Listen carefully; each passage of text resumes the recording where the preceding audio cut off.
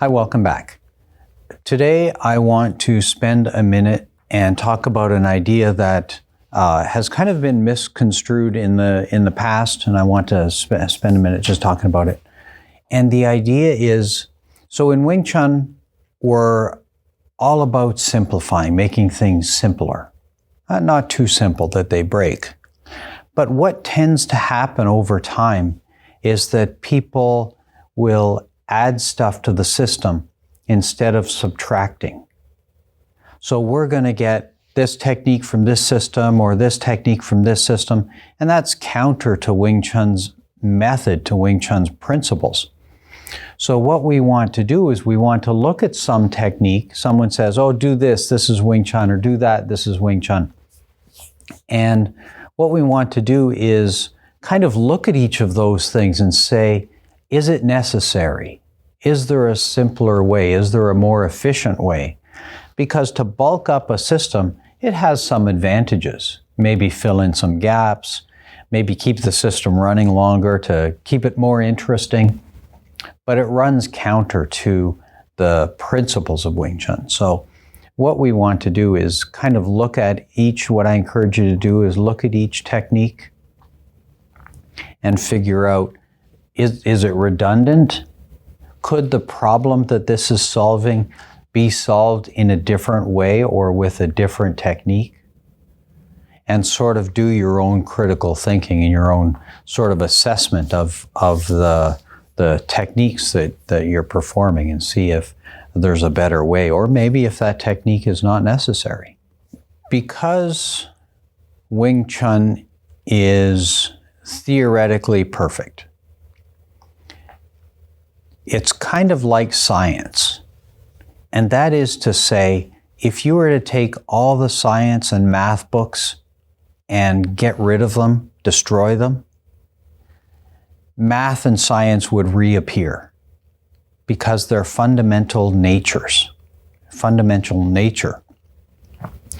So Wing Chun's kind of the same way. If you take all the martial arts and you optimize and you just let them play out, get rid of all the martial arts and just let them play out, eventually Wing Chun will reappear because Wing Chun says, hey, the straight line is better than the curved line. Economize motion instead of making moves bigger, make them smaller, make them more efficient.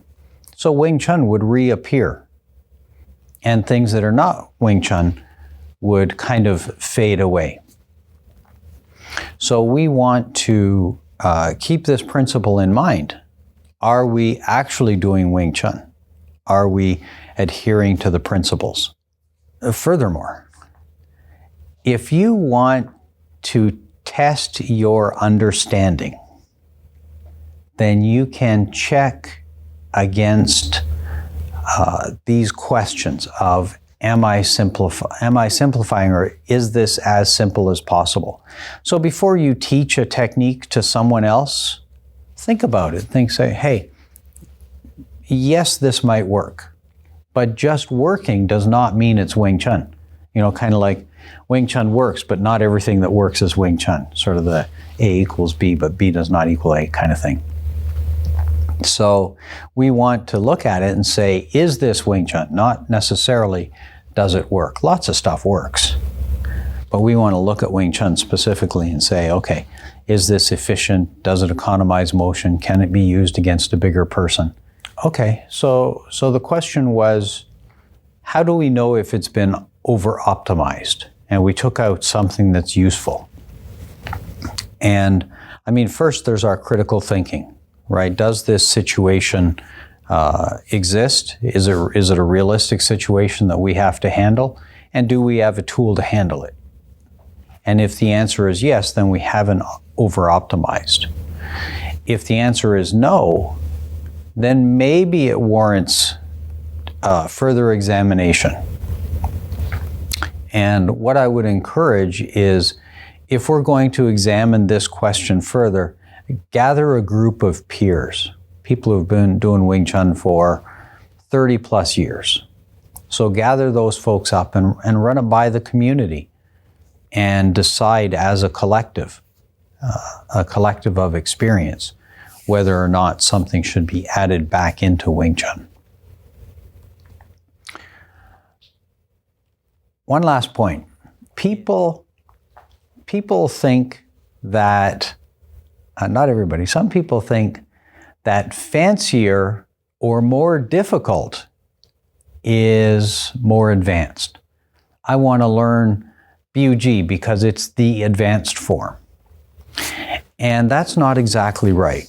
More simpler, I know simpler is not a word, more simpler is more advanced. If you can keep it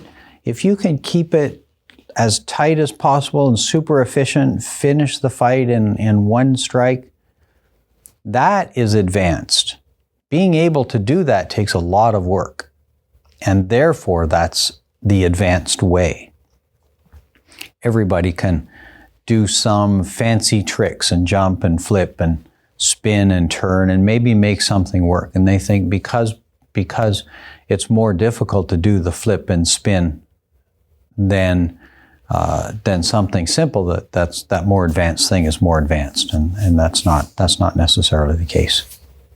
Earlier I talked about the purpose. Like I just kind of added one word in to talk about the goals, because I didn't want to open up the door to talking about the purpose of a system. All right, I talked about the principles, but the purpose should evolve too. They'll say, oh, if I do this right, I can use this against bigger people. Maybe it's worth mentioning a little thing. It's also important to keep in mind the purpose of the system. And I don't want to talk too much about this because I talked about it in the last season, but it's important not to lose track. So for example, you say, okay, well, this system has to be usable for underwater spear fighting. So now you have to expand the techniques, the methods that are necessary because you've moved the goalposts. And the goalposts, largely speaking for Wing Chun, are that we have to be able to defeat someone twice our size. This is a small person style, not a muscular style. So we want to keep that in mind and saying, if I have to beat someone twice my size, and I want to therefore to do it as efficiently as possible, because inefficiency works in the favor of the bigger guy. So I want to be able to do it efficiently. Here's my goal. Go. And now you get to start applying your critical thinking to that and figuring it out. So that's all I wanted to say about this topic for this lesson. Once again, I thank you all for watching. I look forward to seeing you again. Until then, bye for now.